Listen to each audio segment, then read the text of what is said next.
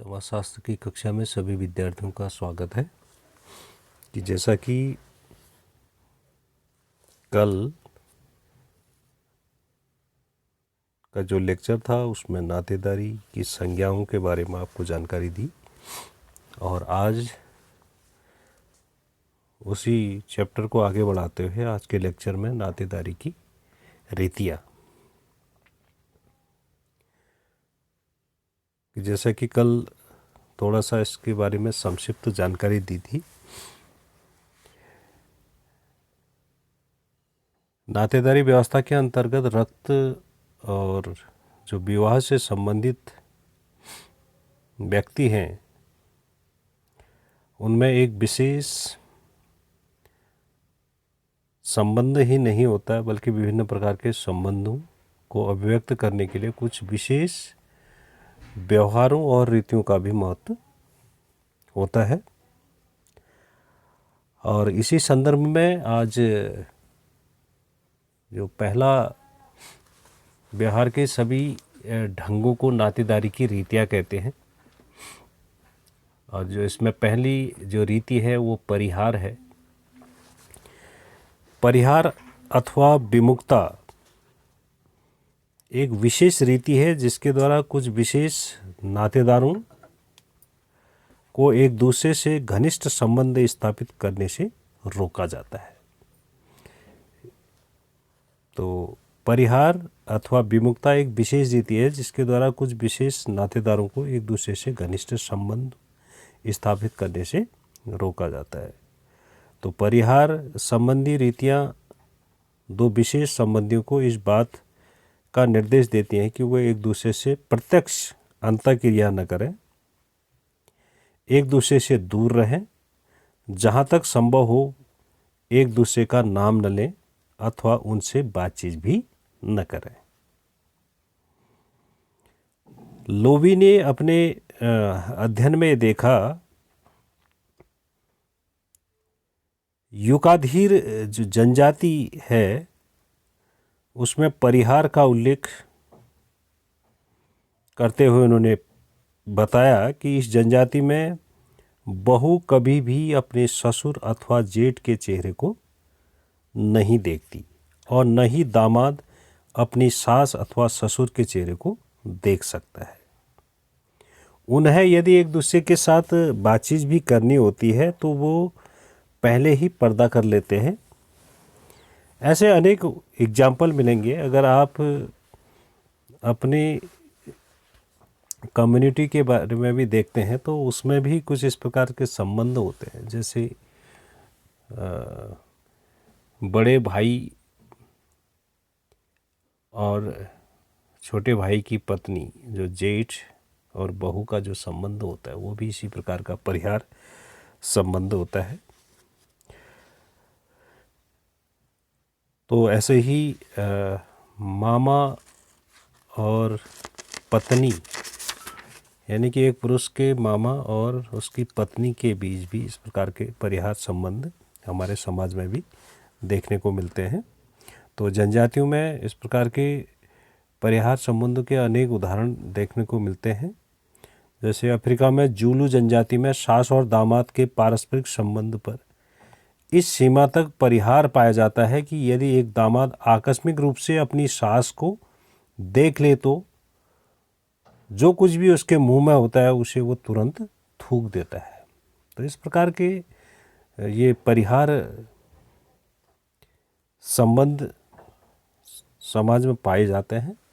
दूसरा है परिहास संबंध। नातेदारी व्यवस्था के अंतर्गत जो परिहास संबंध है विभिन्न नातेदारों के बीच परिहार से बिल्कुल भिन्न विशेषताएं प्रदर्शित करते हैं।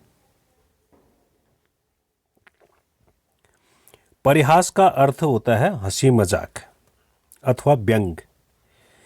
इसका तात्पर्य यह है कि नातेदारी व्यवस्था में कुछ स्वजन ऐसे होते हैं जिनके बीच घनिष्ठता के संबंधों को स्वीकार किया जाता है और उन्हें एक दूसरे से हंसी मजाक करने अथवा काफ़ी सीमा तक स्वतंत्र व्यवहार करने की अनुमति दी जाती है।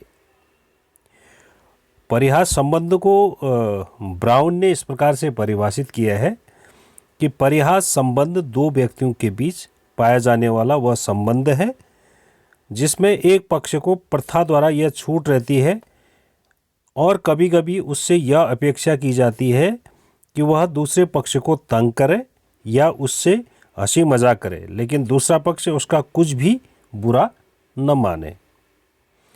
इसका तात्पर्य यह है कि जो नातेदारी व्यवस्था के अंतर्गत जीजा साली, देवर भाभी, ननद भाभी, मामा भांजा, दादी पोता तथा चाचा भतीजा आदि अनेक ऐसे संबंध हैं जिनमें हंसी मजाक के संबंधों की प्रधानता देखने को मिलती है। तो इसी प्रकार से जो तीसरी रीति है वो है माध्यमिक संबोधन। माध्यमिक संबोधन नातेदारी व्यवस्था से संबंधित एक विशेष रीति है जो वास्तव में परिहास का ही एक विशेष स्वरूप है। इसके अनुसार एक व्यक्ति से यह आशा की जाती है कि वह अपने कुछ संबंधियों को संबोधित करने अथवा पुकारने के लिए उनका नाम न ले बल्कि किसी अन्य व्यक्ति के माध्यम से उसे संबोधित करे। तो जनजातियों में माध्यमिक संबोधन जैसी रीतियों के प्रचलन को सर्वप्रथम टाइलर ने ज्ञात करके मानव शास्त्रीय विवेचन में इसका प्रयोग आरंभ किया। इसके बाद अनेक देशों में जो जनजातियों से संबंधित अध्ययन हुए तो उन अध्ययनों में भी जो माध्यमिक संबोधन की रीति है इसका काफ़ी प्रचलन रहा। भारत की अनेक जनजातियों में कुछ विशेष संबंधियों को संबोधित करने के लिए तरह तरह के माध्यमिक संबोधनों का उपयोग किया जाता है। जैसे हमारी ग्रामीण संस्कृति भी कुछ जनजाति विशेषताओं से प्रभावित होती है,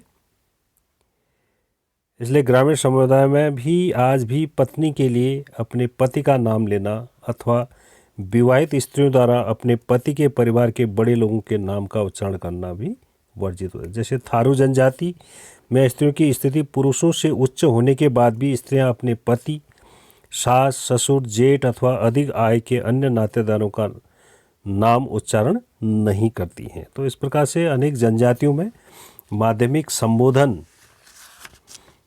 की रीति देखने को मिलती है। अगला है मातुलेय।